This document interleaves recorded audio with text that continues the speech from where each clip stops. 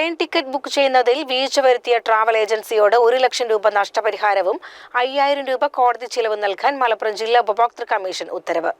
തിരൂർ അന്നാര സ്വദേശി രവീന്ദ്രനാഥൻ നൽകിയ ഹർജിയിൽ തിരൂരിലെ സ്കൈബിസ് ട്രാവൽ ഏജൻസിക്കെതിരെയാണ് നടപടി.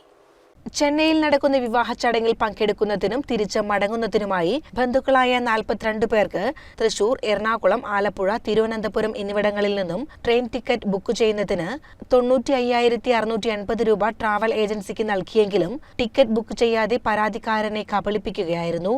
തുടർന്ന് ടിക്കറ്റിനായി നൽകിയ തുക തിരിച്ചു നൽകാൻ ആവശ്യപ്പെട്ടെങ്കിലും നൽകാത്തതിനെ തുടർന്ന് ഉപഭോക്തൃ കമ്മീഷനെ സമീപിക്കുകയായിരുന്നു. ടിക്കറ്റിനായി നൽകിയ 95,680 രൂപ തിരിച്ചു നൽകുന്നതിനും സേവനത്തിൽ വീഴ്ച വരുത്തി പരാതിക്കാരനും ബന്ധുക്കൾക്കും പ്രയാസമുണ്ടാക്കിയതിനും 1 ലക്ഷം രൂപ നഷ്ടപരിഹാരവും കോടതി ചിലവിനായി 5000 രൂപയും നൽകുന്നതിന് ജില്ലാ ഉപഭോക്തൃ കമ്മീഷൻ ഉത്തരവിൽ പറയുന്നു.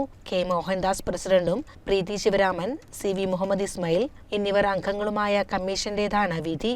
1 മാസത്തിനകം വിധി നടപ്പാക്കാത്ത പക്ഷം വിധി പ്രകാരമുള്ള സംഖ്യയ്ക്ക് 12% പലിശ നൽകണമെന്നും ഉത്തരവിൽ പറഞ്ഞു. CCN മലപ്പുറം.